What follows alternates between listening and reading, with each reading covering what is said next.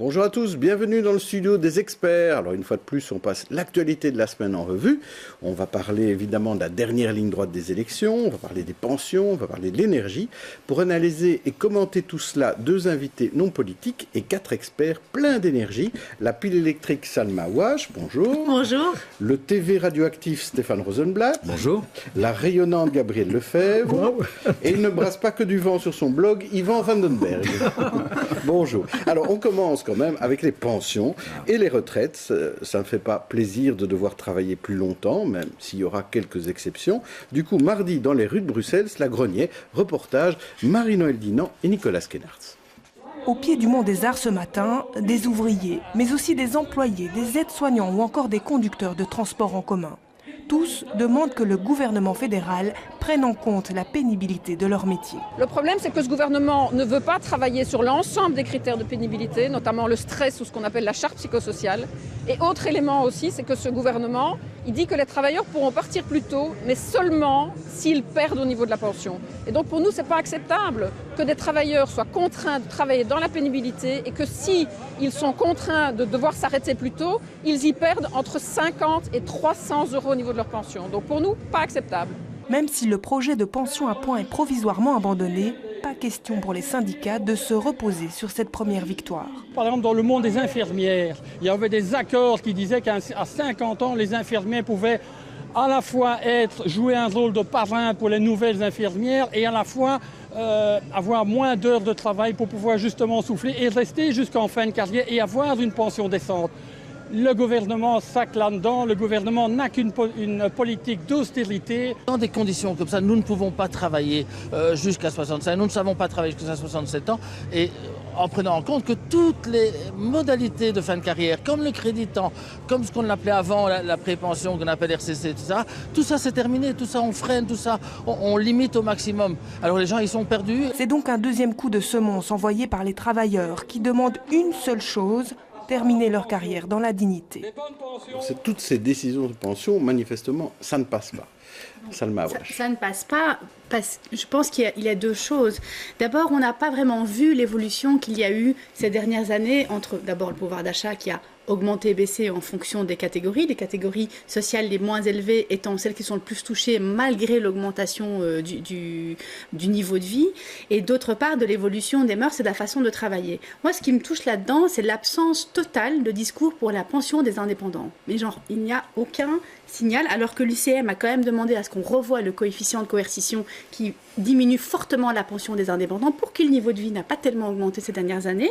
Et de l'autre côté, je voulais juste rappeler un chiffre qui a été publié par nos confrères de l'Écho.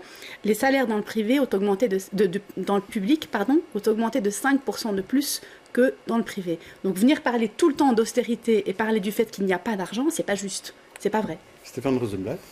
Le problème, c'est l'impossibilité de lecture du message qu'on retrouve dans le problème des pensions comme dans bien d'autres, dans celui de l'énergie. On vit dans une société où on nous dit qu'il faut travailler plus tard, qu'on va laisser à nos enfants une société saccagée, où on ne peut plus payer effectivement les niveaux de pension, saccagés dans l'environnement et dans d'autres thèmes. On dit qu'en même temps, la valeur d'effort et de travail est une valeur essentielle, et en même temps, on dit qu'il faut partager le travail. Et en même temps, on dit qu'il faut combler les caisses. Donc, à nouveau, si vous mettez à la place du citoyen, et on sait que les pensions, c'est ce qui fait tomber les gouvernements.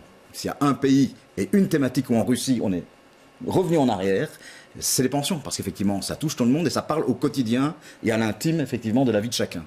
Mais le problème, ça commence par la lisibilité d'une politique globale. Et aujourd'hui, j'ai l'impression qu'effectivement, elle n'existe pas. Et la Belgique, comme souvent, est un petit peu ou à la croisée des chemins ou au niveau du consensus. C'est moins violent qu'ailleurs, c'est plus concerté qu'ailleurs. Je pense qu'on débat plus qu'ailleurs. La pénibilité, c'est déjà une notion et un principe qui n'est pas abordé nécessairement dans d'autres pays. Mais on ne parvient pas à intégrer ça dans un message d'ensemble, compréhensible par le citoyen pour qu'il y adhère. Gabrielle Lefebvre. Et moi, j'ai lancé, pour compléter un petit peu ces 2 aperçus que je partage en grande partie, c'est le profond sentiment d'injustice vécu par les travailleurs. Parce que la pension, c'est un droit, ils ont cotisé pour cela, Et ils se retrouvent, après des années de travail et des promesses qu'on leur avait faites, effectivement, qu'ils pourraient bénéficier d'une pension à partir de 65 ans ou moins pour les travaux pénibles, ils se retrouvent avec une menace sur ce qui est leur capital à eux, quelque part. Puisqu'il a été produit par leur travail, ce sont des cotisations qui leur appartiennent et qui leur reviennent. Et donc on veut les sucrer d'une certaine manière, on veut les obliger à travailler plus et peut-être pas à gagner nettement plus après en termes de pension.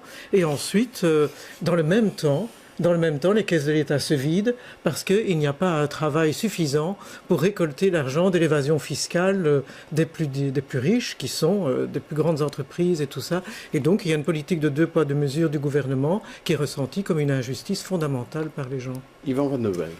Moi, je comprends fort bien les réactions dans la rue par rapport aux pensions, parce qu'on touche à des avantages acquis, il y a une sorte de rupture du contrat. Mais en même temps, il faut même aussi se dire que les pensions qu'on touche aujourd'hui, moi par exemple, c'est pas été mis dans une petite boîte parce que j'ai payé, non, c'est les jeunes qui travaillent aujourd'hui qui payent ma pension. Comme nous vivons tous de plus en plus tard, il est évident que ça va coûter beaucoup plus cher, alors qu'il n'y a pas beaucoup d'autres solutions que de taxer encore, enfin taxer n'est même pas le mot, de prélever encore davantage sur le salaire des jeunes pour pouvoir payer les pensions. Donc tous les pays sont confrontés à un problème. Quand on a fixé l'âge à 65 ans, on mourrait à 68, quoi. Hein. Donc il y a là un vrai problème. Où va-t-on trouver l'argent pour payer ça? Et je voudrais ajouter une autre petite chose. Quand on parlait de solidarité, vous savez, les gens qui ont eu des gros salaires et qui en ont beaucoup cotisé en pourcentage, pas plus que moi, mais ils ont quand même payé plus. Ils ont aussi des grosses pensions. Mais ces gens-là, ils ont leur maison, ils ont une maison de campagne, ils ont tout ça. Les gens qui ont cotisé moins reçoivent aussi moins. Alors moi, je suis d'avis que les personnes âgées, elles ont toutes les mêmes besoins.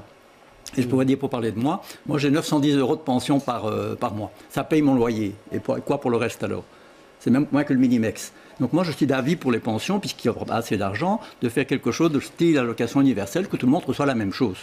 Eh bien, on va voir l'avis de nos 2 invités non politiques sur cette thématique qui est pourtant très politique. Qui négociera en 2014 à la hauteur de la table?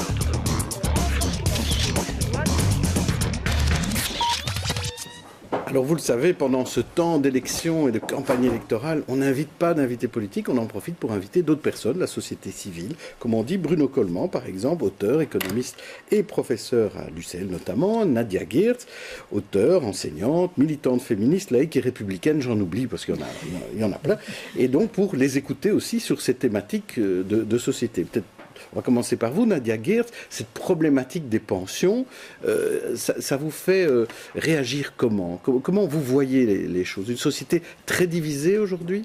Alors moi, je vais commencer par déclarer mon incompétence crasse en matière de pension. C'est vraiment pas un sujet dont je m'occupe habituellement. Alors, moi, j'ai envie de dire une chose. C'est d'abord qu'en tant que travailleuse, c'est clair que j'ai pas envie de travailler jusqu'à 67 ans ou 70 ans. Ça, c'est évident.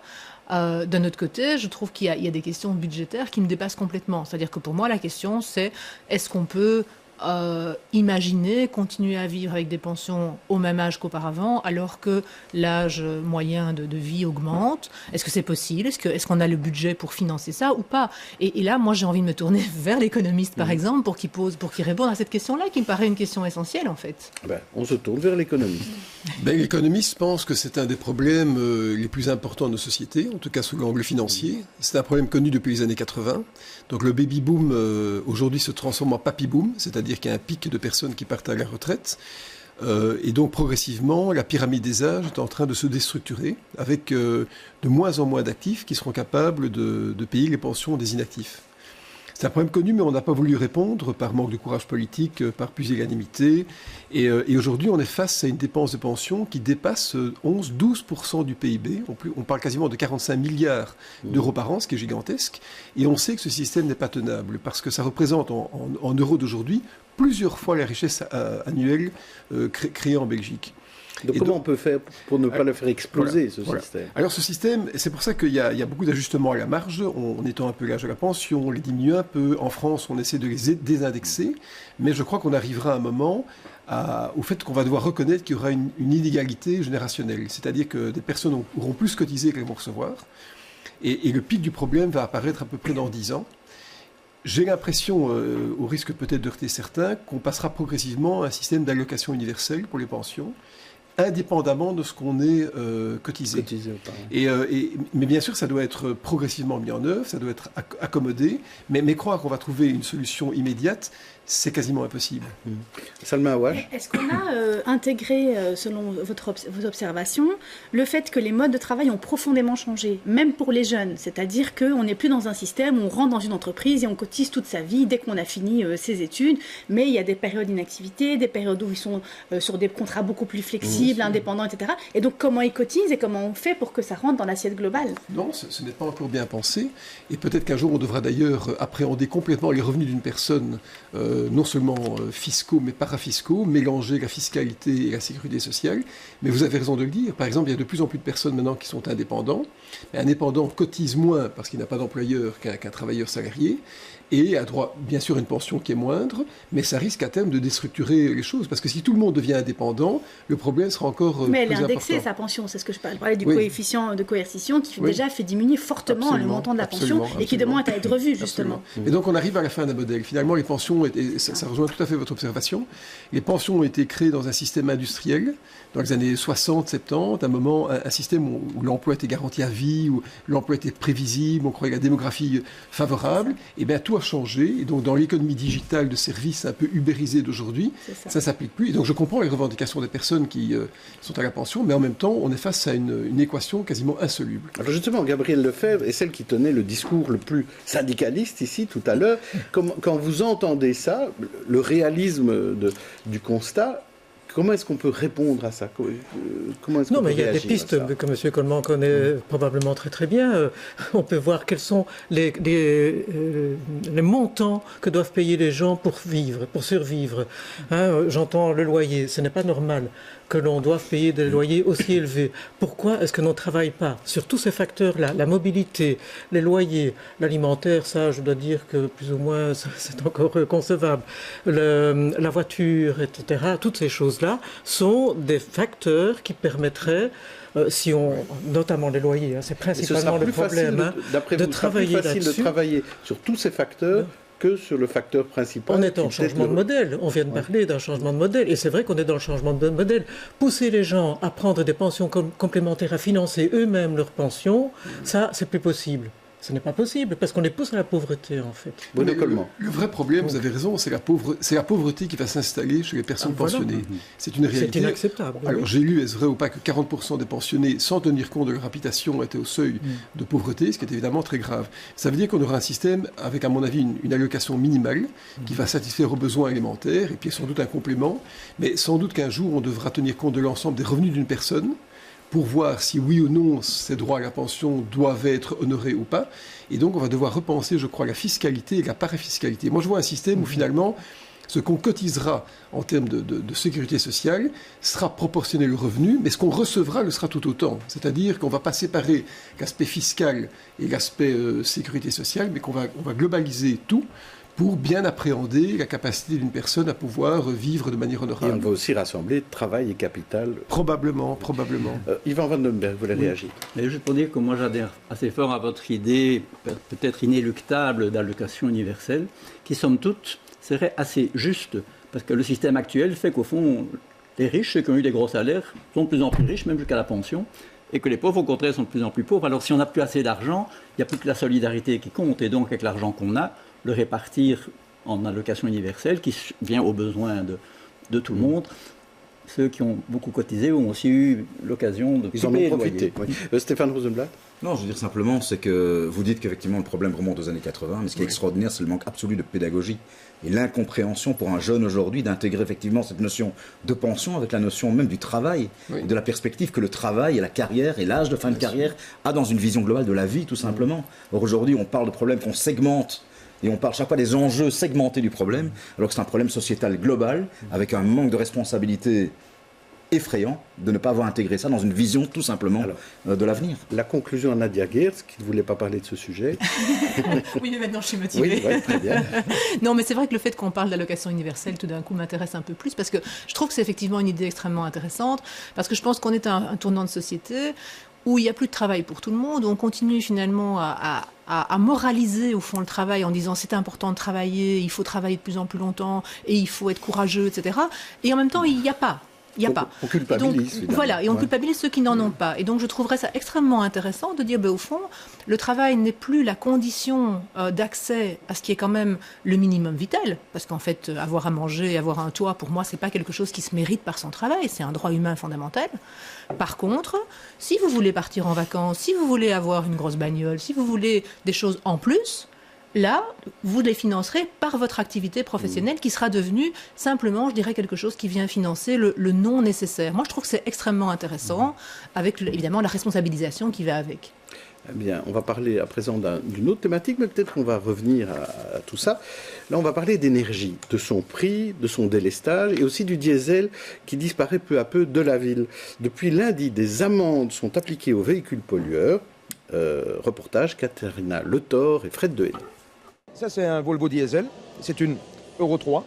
Donc fin 2019, cette voiture ne peut plus rentrer à Bruxelles. Une Volvo diesel Euro 3, parmi les nombreux modèles interdits d'ici 2019. Interdits, donc soit abandonnés par leurs propriétaires, soit réparés temporairement. On la répare quand même.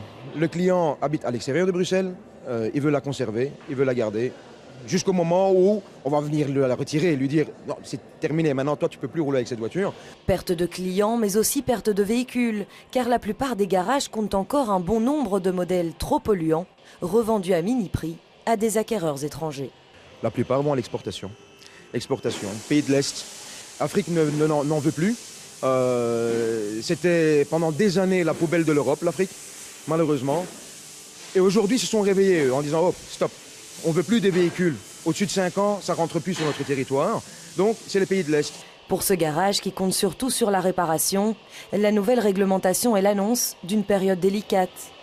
Moins de réparations, moins de clients, moins de valeur pour certains véhicules qui ne sont plus suffisamment attractifs au vu des nouvelles normes. On sait qu'on va se tourner vers de l'électrique. Dans 10 ans, nous, un garage comme celui-ci, je ne sais pas si ça existera encore à Bruxelles. Donc on ne sait plus voir l'avenir comme on le voyait il y a 20 ans en arrière, où on se disait, bah tiens, allez, on fait des fondations solides et on avance pendant 15 ans, 20 ans, 30 ans. Depuis plusieurs mois, Umat voit ses confrères fermer leurs garages les uns après les autres, après avoir dû abandonner la majorité de leurs marchandises. Alors Bruno Coleman, on voit que là aussi, peut-être on a oublié de ne pas bien prévoir les choses, parce qu'on dit que le diesel qu'on a vraiment poussé pendant des décennies, on ne peut plus.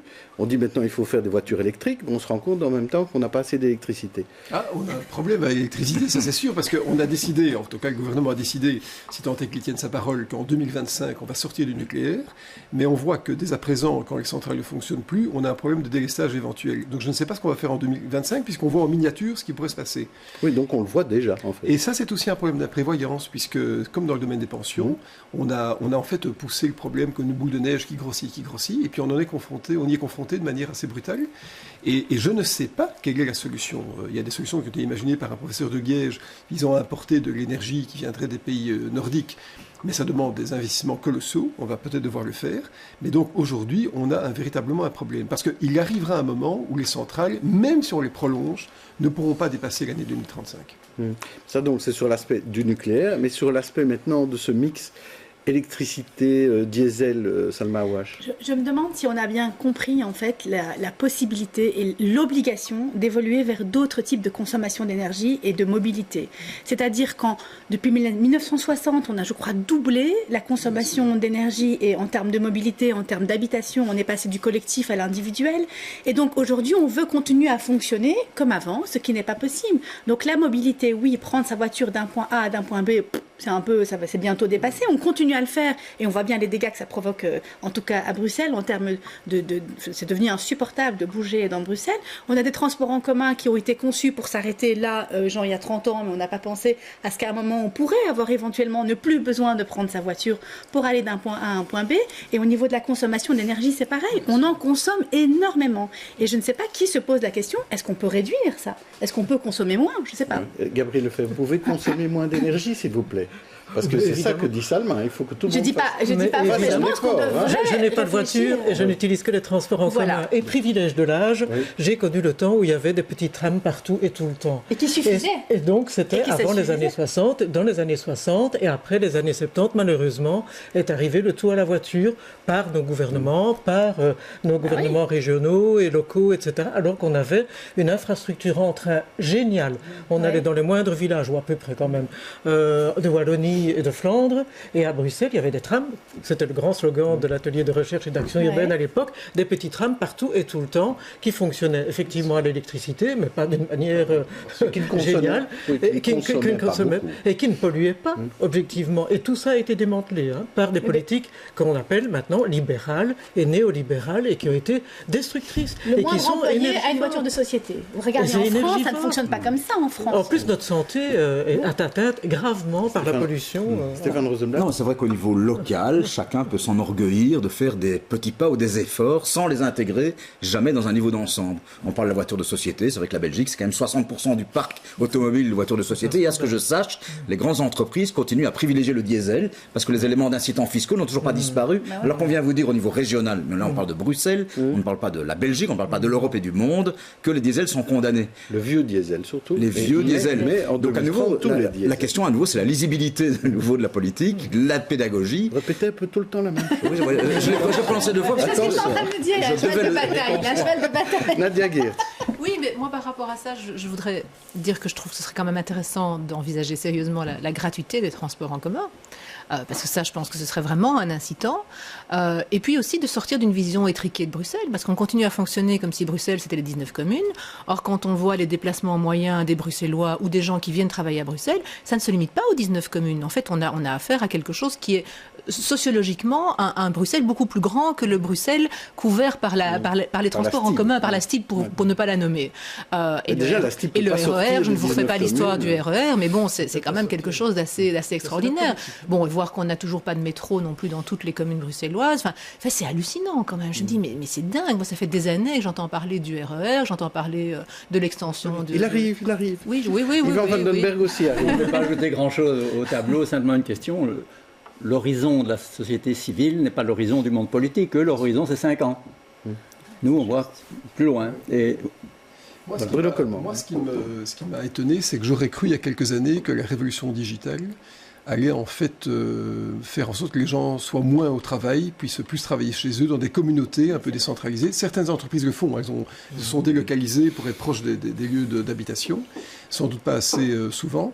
Mais donc nous sommes encore dans des réflexes de concentration professionnelle qui sont plutôt le reflet d'une économie d'il y a 30 ans que d'aujourd'hui. Ça peut encore changer, ça. Ça peut changer. Je crois que ça va changer parce que progressivement les gens sont aussi épuisés de passer leur temps dans des embouteillages. Tout ça n'est pas raisonnable. Mais on a globalement, on avait même pensé à un moment d'ailleurs que dans les voitures électriques pourraient servir d'accumulateurs d'énergie électrique qui seraient produits pendant la nuit.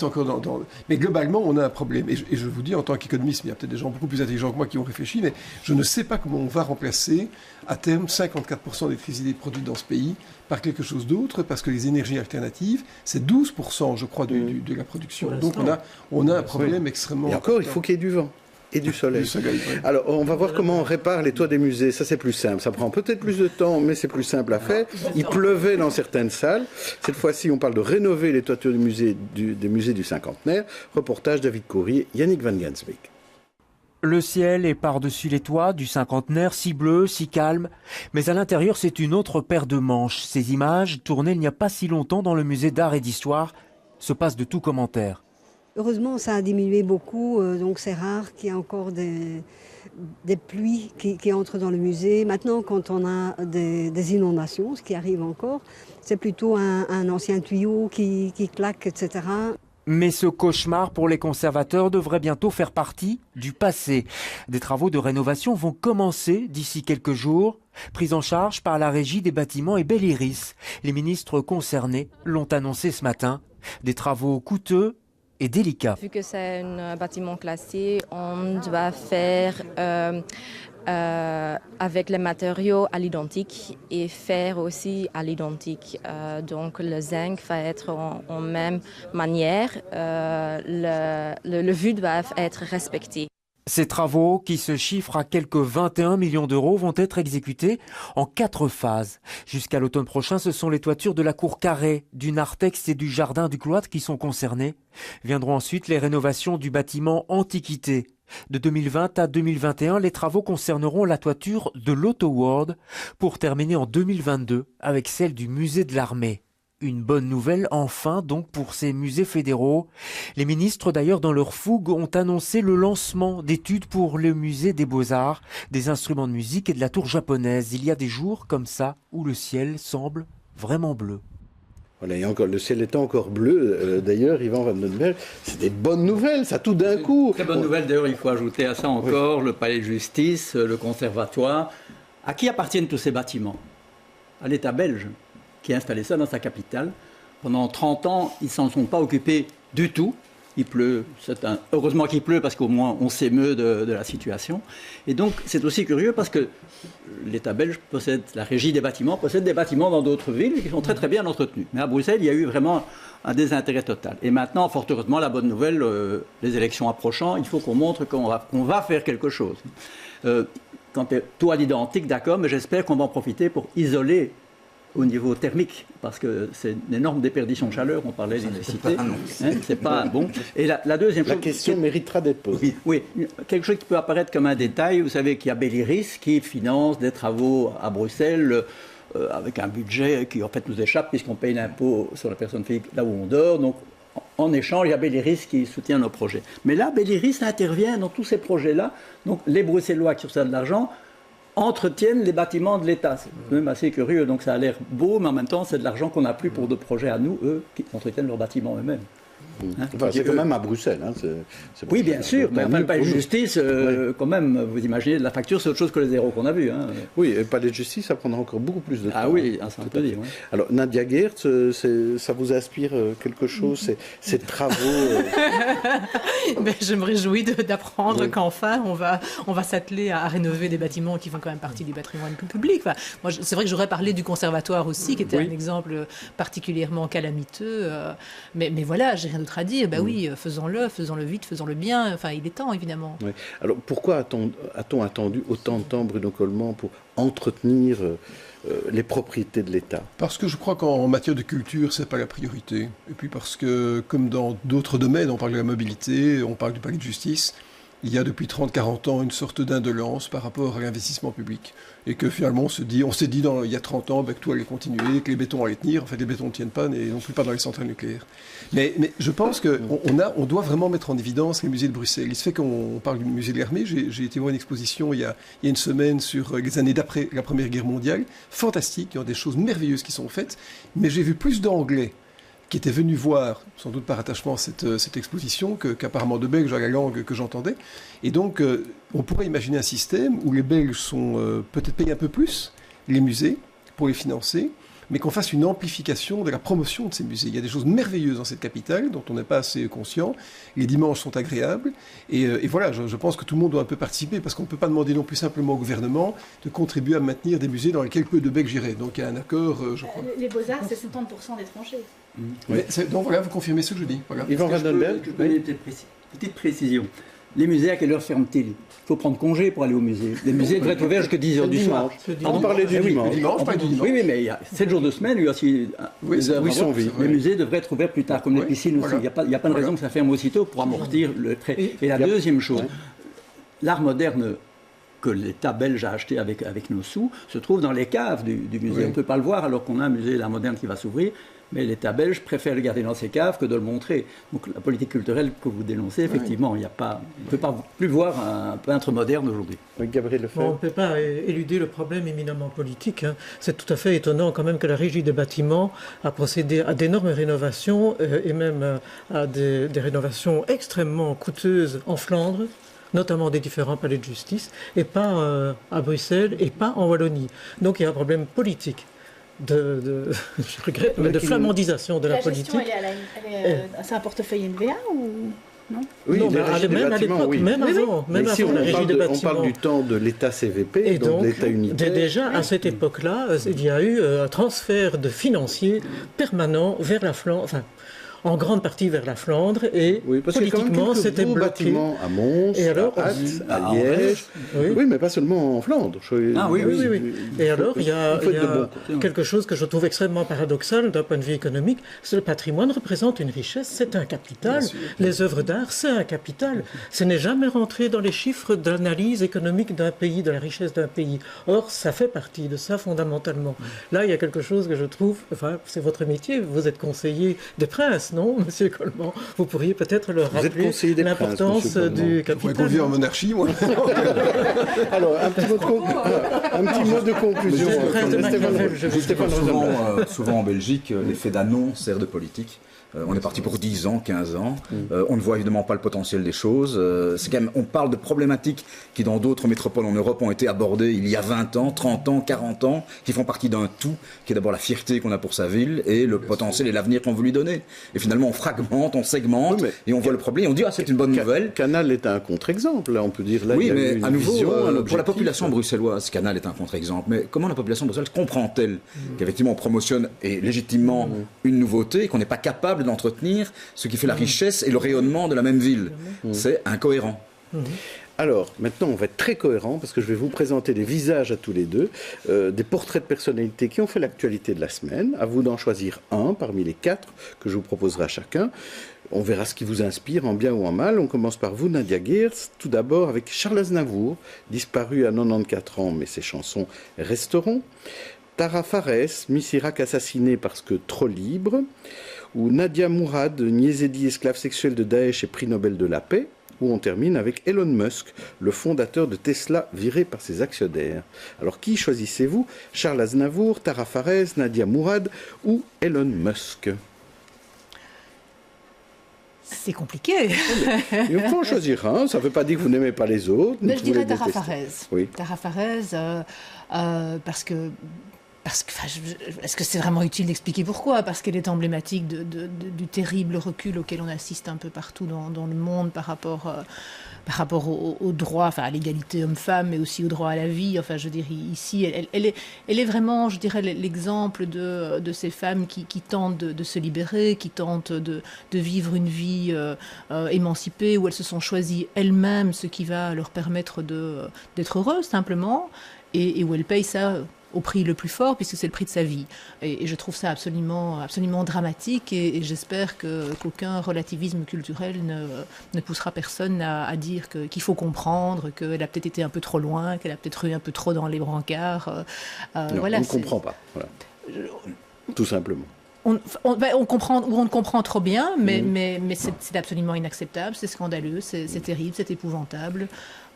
Et c'est malheureusement encore trop fréquent, parce que pour une dont on parle, il y a évidemment toutes ces femmes qui sont vitriolées, qui sont agressées, qui sont tuées, qui sont enfermées, emprisonnées, encagées, bâchées, etc. etc. On le sait, ça existe et c'est épouvantable. On est au XXIe siècle. Alors, j'ai 4 autres visages pour Bruno Coleman. Je vous propose d'abord René Pétillon, l'auteur de l'inspecteur Palmer disparu le week-end dernier. Muriel Guerkens, ex-député écolo qui cumulait sans s'en rendre compte. Denis Mukwege, le médecin congolais du Kivu, prix Nobel de la paix. Ou alors Alejandro Valverde, le vétéran espagnol, champion du monde cycliste. Alors, qui choisissez-vous? René Pétillon, Muriel Guerkens, Denis Mukwege ou Alejandro Valverde? Sans hésiter, Denis Mukwege. Il se fait qu'il a donné une interview à La Libre Belgique, il y a une quinzaine de jours, remarquable.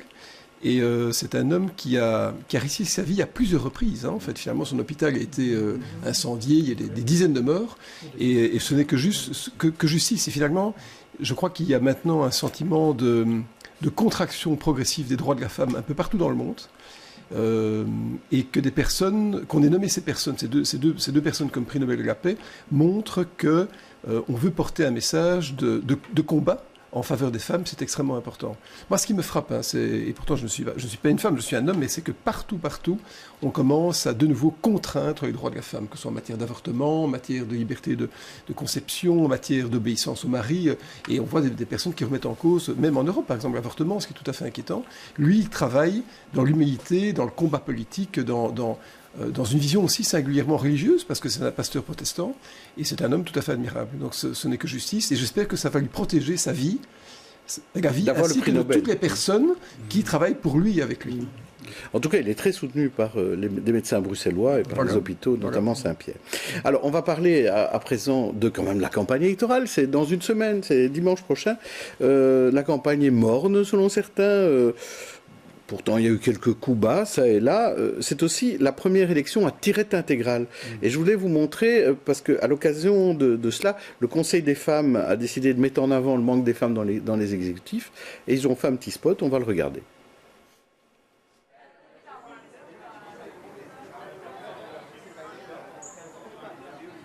Alors on se met en place, s'il vous plaît. Ok, gardez la pause.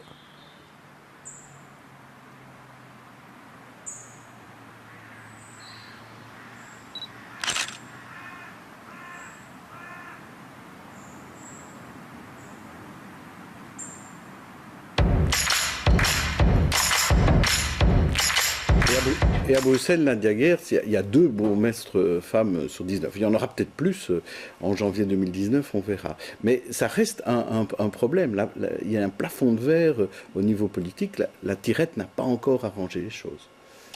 Alors je vais sans doute produire un discours un peu à contre-courant, mais moi, par rapport à toutes ces questions-là, je me demande toujours, d'abord, si on est bien certain que le fait qu'il n'y ait pas plus de femmes bourgmestres est dû au fait que nous ne voulons pas de femmes bourgmestres. Ça, c'est vraiment pour moi la question essentielle, parce que je crois que derrière tous ces discours sur la représentation des femmes en politique ou ailleurs d'ailleurs, il y a le sous-entendu que s'il n'y a pas plus de femmes, c'est parce que les femmes sont discriminées.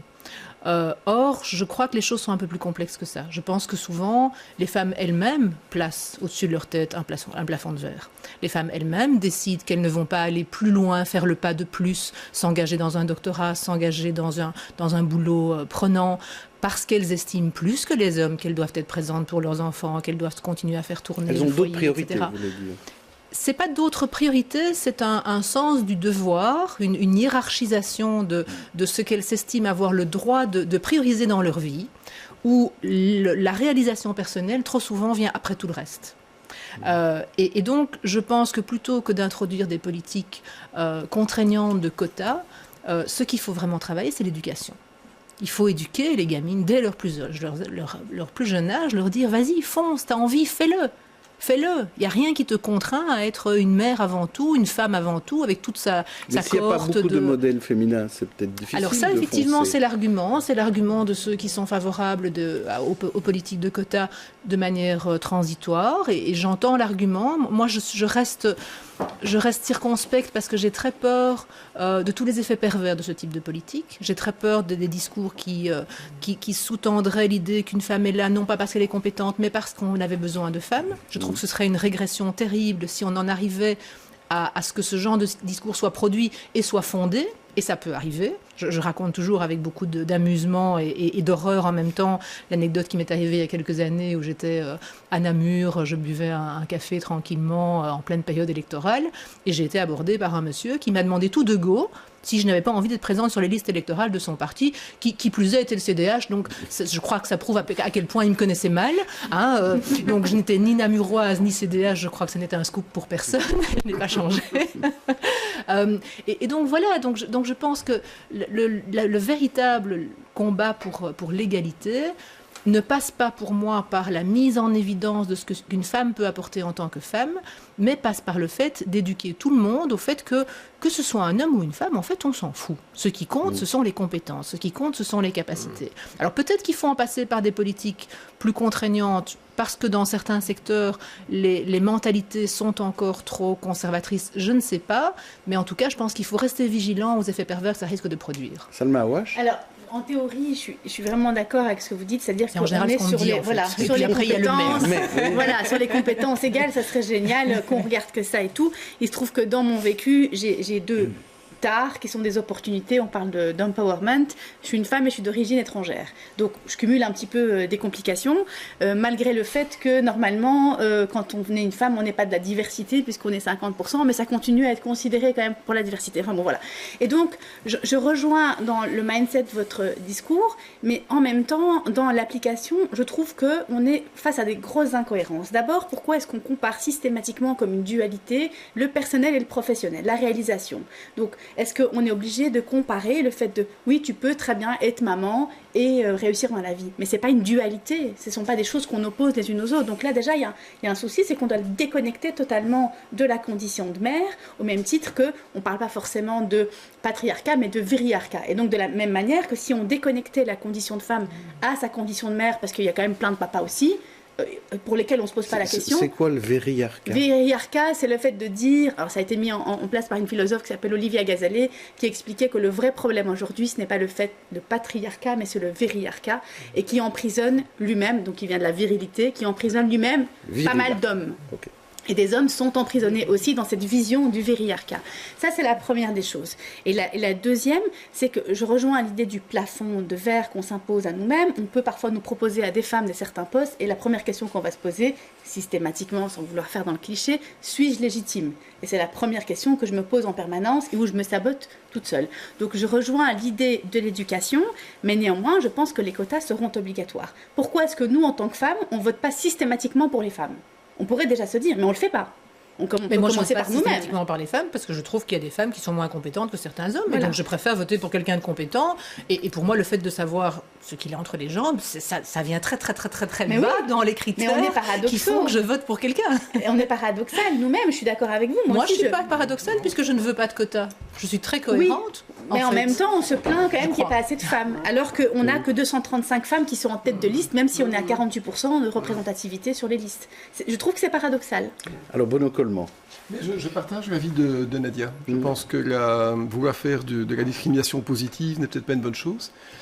Mais j'ai deux réflexions néanmoins. La première, c'est que j'ai l'intuition profonde que s'il y avait plus de femmes, tant dans les entreprises que dans la fonction publique, les choses iraient mieux parce qu'il y a, je pense, naturellement moins de violence et plus d'intuition positive dans une gestion féminine que masculine. C'est pas sexiste? Alors, j'ai pas fini.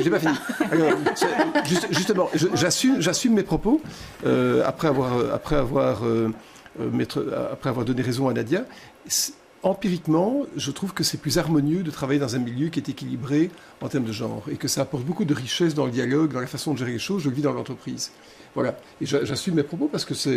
en termes de genre, en termes de diversité... En termes de diversité, à tous égards. Oui. Je pense qu'il y a le monde de la décision est souvent trop masculin et violent, et que la violence est épuisante plutôt que créatrice de prospérité, d'harmonie, de solidarité. Et puis voilà, donc j'assume mes propos. La deuxième chose, c'est que il y a une personne, vous avez parlé de la région bruxelloise, qui m'a vraiment impressionné, c'est Françoise Ketmans. Je sais que je la connais depuis l'université, mais elle a fait un travail quand même extraordinaire dans des conditions très difficiles. Et elle a tenu bon avec un message humaniste, d'harmonie, d'ouverture. Ça mérite d'être souligné quand même, parce que c'est elle qui a eu sans doute le métier de bourgmestre le plus difficile des 19 communes, avec peut-être le bourgmestre de Bruxelles qui a dû aussi lui gérer des choses un peu compliquées. Mais enfin, elle a été sur le pont. Ça lui a moins réussi. Hein. Pardon ? Ça lui a moins réussi. Je parle du suivant. Mais donc voilà, donc ça mérite d'être souligné parce qu'au niveau international, cette femme est reconnue, peut-être parfois plus qu'en Belgique. Gabriel Lefebvre, vous vouliez ajouter votre grain de sel dans cette discussion ? Je suis relativement d'accord sur le plafond de verre et je suis absolument d'accord avec la nécessité d'éduquer les enfants dans cette mixité, dans cette capacité, rendre confiance aux femmes. Elles en sont parfaitement capables, elles y arriveront, mais pour ça, il faut peut-être booster un petit peu les profs et booster les mamans, parce que souvent, elles sont... Et les papas, arrêtons de rendre les mères responsables de l'éducation des enfants. De donner psychologiquement confiance à leurs filles. Je se rends compte que l'histoire et la géographie montrent que là où il y a des incitants et de la discrimination positive, il est là pour durer. Parce que si la société ne change pas, les États-Unis installent la discrimination positive en termes de diversité depuis les années 60, ils n'en sont pas revenus. Parce que si dans le fond la société n'évolue pas, dans l'éducation, mais plus que ça, dans la réalité, le vécu de la société ne change pas, et bien alors les quotas sont là pour durer et ils seront là pour l'éternité. Alors parlons à présent d'un anniversaire, alors certains diront triste ou pas triste, c'est l'anniversaire du MeToo. Il y a 1 an, on parlait ici sur ce plateau pour la première fois de MeToo. Qu'en reste-t-il 1 an après ? Je demandais d'abord à Bruno Coleman. Qu'est-ce qui reste de MeToo un an après? Ce mouvement m'a un peu troublé au début parce qu'il a été récupéré par des actrices qui en ont fait parfois un outil de marketing personnel. Et puis après, quelques semaines après, quelques mois après, c'est devenu quelque chose de beaucoup plus puissant. Et manifestement, c'est pas terminé, puisque quand on voit la nomination de ce juge à la Cour suprême américaine, et pour ceux qui suivent la presse américaine, toutes ces difficultés de comportement qui ont été inappropriées, on n'est pas encore au bout des choses. Mais ce mouvement n'est pas né par hasard. Il est né à un moment où les droits de la femme sont en contraction partout dans le monde. Et donc c'est un contre-pouvoir naturel qui a été sécrété et qui doit être entretenu, vraiment. Donc, est-ce que le MeToo a vraiment laissé une trace, Nadia Geertz? Ah oui, moi je pense. Oui, je crois que, j'allais dire, plus rien ne sera plus jamais comme avant. C'est peut-être un petit peu trop optimiste, ça. Mais je crois qu'il y a quand même quelque chose d'essentiel qui s'est passé et qui a, je pense, traversé toutes les couches de la société. C'est le fait que les femmes, dans leur ensemble, se sont rendues compte, avant même de parler des hommes, que ce qu'elles vivaient n'était pas une expérience singulière, que c'était quelque chose de très communément partagé. Le fait que certaines femmes sortent de leur silence a fait que chacune d'entre nous a pu se dire, mais en fait, moi aussi j'ai connu ça. Et donc, en fait, nous avons toutes connu ce genre de choses et nous l'avons toutes connu à de multiples reprises. Et ça, je crois que c'est fondamental parce que je pense que malheureusement, on a toutes été élevées dans l'idée que si on était importuné, c'était peut-être qu'on l'avait un peu cherché. Il fallait peut-être d'abord qu'on s'interroge sur comment on était habillé, est-ce qu'on ne marchait pas un peu trop lentement, est-ce qu'on ne marchait pas un peu trop vite, est-ce qu'on était accompagné, à quelle heure était-il, etc. Donc toutes des choses qui renvoient la responsabilité de la femme à elle-même en fait. Et je crois qu'à un moment donné, ce MeToo a permis de se dire mais en fait ça ne dépend pas, et je pense d'ailleurs par exemple à une exposition sur le viol qui a eu lieu il y a quelques mois à Bruxelles si je me souviens bien, où on exposait simplement les tenues des femmes qui avaient été violées. Ouais. Et voilà, et je crois que c'est extrêmement révélateur de se dire, en fait, on peut se balader dans n'importe quelle tenue, ça ne change rien. Et donc, ce n'est pas nous qui sommes responsables. Ce sont, de nouveau, je reviens à l'éducation, ce sont les hommes qui doivent être éduqués au respect inconditionnel des femmes. Le respect qu'on doit à une femme n'est pas conditionné par ce qu'elle porte, par l'heure à laquelle elle sort, par la tenue qu'elle fait, etc., etc. C'est inconditionnel. Et donc ça, je crois que ça a renversé la vapeur. Alors, je suis un petit peu mitigée. Il y a deux choses qui m'interpellent. D'abord, c'est la réaction des hommes face à ça. Et en fait, tous les cas qui sont sortis de cette boîte de Pandore, ce ne sont pas des gens qui se sont dit « Ah tiens, leur réaction des hommes, c'est « Ah, j'aurais pas dû », c'est « Ah, je pensais que je pouvais », grosso modo. Et d'autres hommes ont cette réaction de ne plus savoir s'ils peuvent ou pas, qui est un peu de mauvaise foi quand même, hein, je pense qu'il faut le dire. Oui, c'est vrai qu'on entend souvent la question, est-ce que je peux encore siffler dans la rue? Ça. Il y a un petit peu de ou même est-ce que je peux te dire ça? Bon, il y a un petit peu de mauvaise foi, mais bon, voilà. Mais donc, c'était des gens qui ont été pris, et c'est pour ça, c'est parce qu'ils ont été pris, et que la presse en a parlé, que ça a été réel. Mais je ne suis pas sûre que tous ces hommes-là se soient posé la question, est-ce que j'avais le droit ou pas, finalement? C'est parce qu'on m'a puni que j'ai arrêté, grosso modo. Donc ça, je ne suis pas sûre que les consciences au niveau masculin aient vraiment changé, à part qu'on se pose la question, est-ce qu'on peut ou pas? Et la deuxième des choses, c'est que j'ai l'impression qu'on a raconté pendant des années aux femmes et aux hommes que tout était permis, et à certaines femmes qu'elles étaient totalement, qu'elles avaient toute une panel de possibilités en termes de libération sexuelle et d'activité et de rencontres. Et je trouve qu'il y a quelque chose dont on ne parle pas souvent, c'est que certaines femmes sont en position d'être attaquées sans qu'elles s'en rendent compte. Et c'est très très dangereux. C'est-à-dire que si on n'a pas ce réflexe d'être protégé, de se protéger en sachant qu'on n'est pas invincible, on peut se faire avoir. C'est valable pour certains hommes aussi. C'est valable pour certains hommes, mais je veux dire, penser que tout est possible, ce n'est pas juste. Et on a raconté ça pendant un moment. Et je fais partie de ces femmes à qui on a raconté que tout était possible. Et un jour, on se retrouve proie ou potentiellement, victime, et ça devient dangereux. Je trouve qu'il n'y a pas assez de pédagogie à ce niveau-là.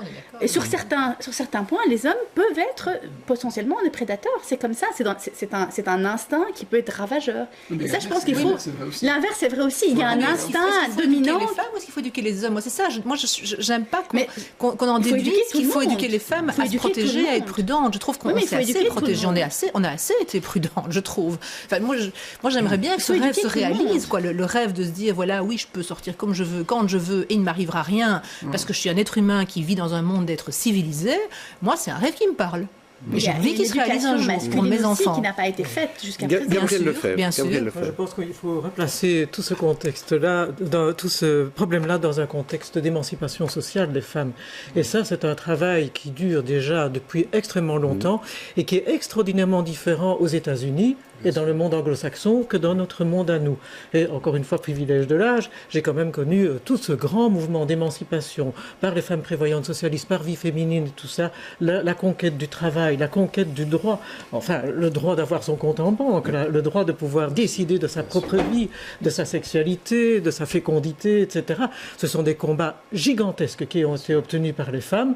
Il y a un problème de culture globale qui est très influencée par la culture américaine, qui, elle, nie complètement ça. Ce combat collectif, ce combat vraiment civilisationnel, parce qu'on parlait d'être civilisé, ce combat civilisationnel pour l'émancipation, qui est une conquête des droits, simplement les droits que depuis 1948 on proclame dans la Déclaration universelle des droits de l'homme, tout simplement. Et c'est un combat qui doit continuer sur le plan civilisationnel. Mais si on perd les droits au travail, par exemple, si on fragilise le droit au travail, on fragilisera tous nos acquis. Absolument tous nos acquis. Il ne faut pas voir le problème par un petit bout de la lorgnette. Il faut le replacer. Yvan Vandenberg. Moi, je crois en tout cas l'acquis principal depuis un an, c'est d'avoir libéré la parole. Ça, c'est quand même, quand vous faisiez l'inventaire, quelle heure, quel maintenant, c'est l'interrogatoire de la police. Tout à fait. C'est comme ça que les gens sont su quand ils osent aller se plaindre. Donc ils ne vont pas se plaindre et les statistiques ne sont pas bonnes parce qu'évidemment, les plaintes sont limitées. Ce que je voulais dire aussi par rapport à la liberté d'expression, c'est que la liberté d'expression, ça va jusqu'à tenir des propos qui heurtent, de manière courtoise de préférence. Et je veux dire, nous avons tous des pulsions sexuelles. On a une terrasse de café, une jeune fille en mini-jupe qui passe. Je pense qu'un certain nombre de mecs qui sont là ont des réactions, quoi. Mais nous sommes des gens civilisés, pas des bêtes. Donc, nous sommes capables de contrôler nos émotions. Nous savons aussi ce qui est permis. Et donc, quand vous parliez de civilisation, moi, je crois que c'est vraiment ça. C'est cette question de civilisation et donc nécessairement d'éducation. Et j'ajoute, mais je ne veux pas rentrer dans le détail, l'éducation est quand même peut-être encore trop pris en charge par les femmes et pas assez par les hommes. Et les femmes poussent souvent les garçons à être virils. Ils n'ont pas envie qu'ils jouent avec une poupée Barbie, quoi. Donc je veux dire, il y a aussi là une question qu'on ne va pas résoudre aujourd'hui. Stéphane Rosenblatt, pour conclure sur ce thème-là. Juste un mot pour dire qu'effectivement, on vit dans une période de régression globale et on est dans un monde de combat. La liberté de la parole prise aux États-Unis par le mouvement s'accompagne aujourd'hui par une contre-attaque, mais une contre-attaque politique et qui est virulente. Le combat dont vous parliez pour effectivement la nomination du juge à la Cour suprême s'accompagne en gros de ceux qui admettent et de ceux qui refusent. Aujourd'hui, l'exemple vient d'en haut, d'un président qui est accusé par 12 femmes, qui simplement a décidé le déni, la négation, et d'attaquer, de contre-attaquer, accompagné par des forces extrêmement importantes autour de lui. Et donc ce combat n'est absolument pas abouti. Donc croire au côté irréversible de ce combat, je pense, est illusoire dans la société globale dans laquelle nous nous trouvons aujourd'hui, et avec le nombre de combats, nationalisme et autres, dans lesquels il y a de la régression, et non pas du progrès. Par respect aussi religieux, parce que je trouve que dans les clergés, quels qu'ils soient, il y a beaucoup d'hommes qui décident pour beaucoup de femmes. On va passer à nos coups de cœur à présent.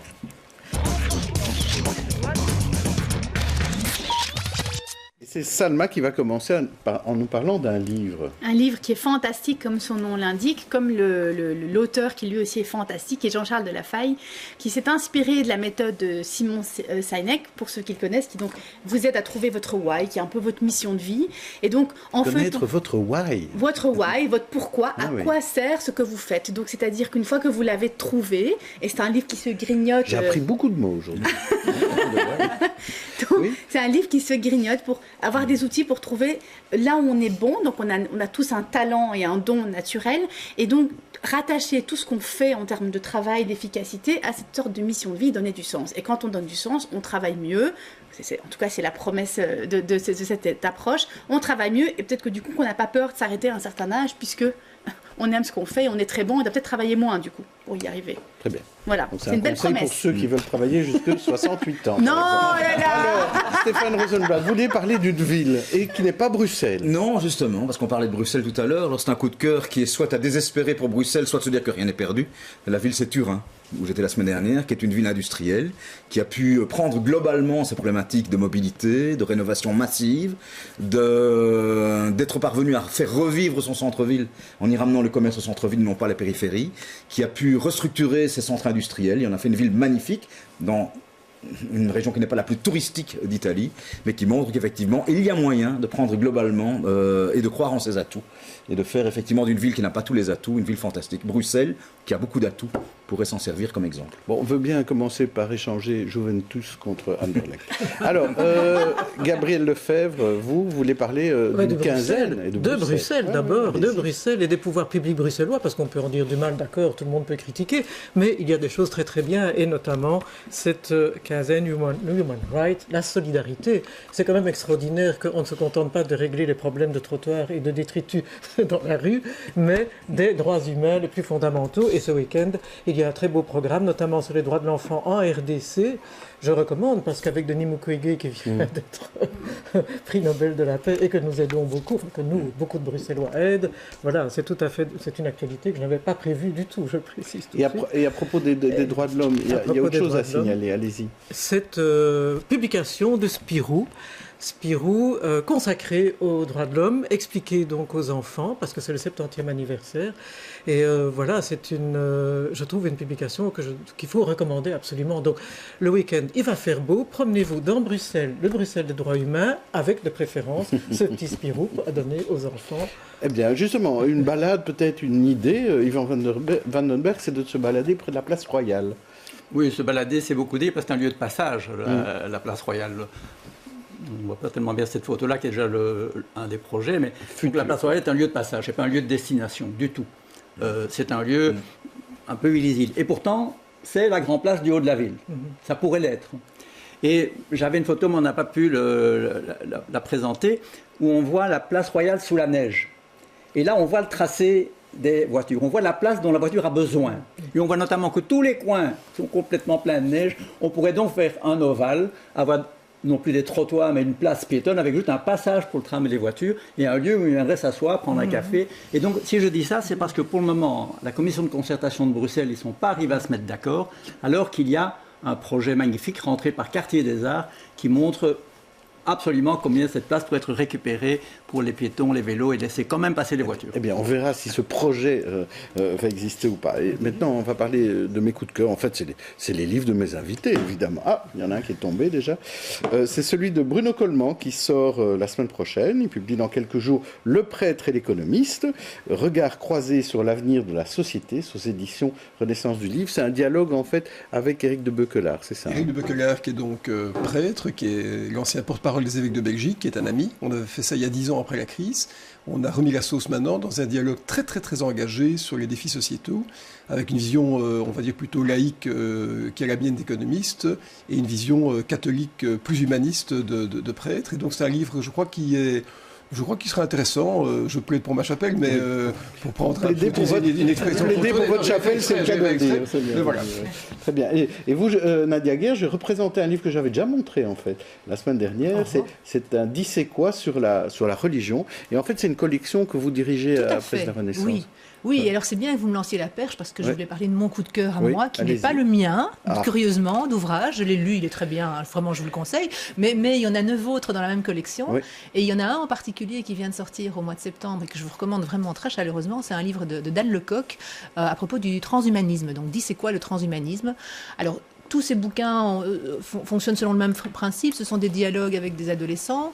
Donc, l'idée, c'est vraiment de vulgariser, de mettre un concept a priori peut-être pas très simple, à la portée de chacun, mais sans non plus prendre le lecteur pour un idiot.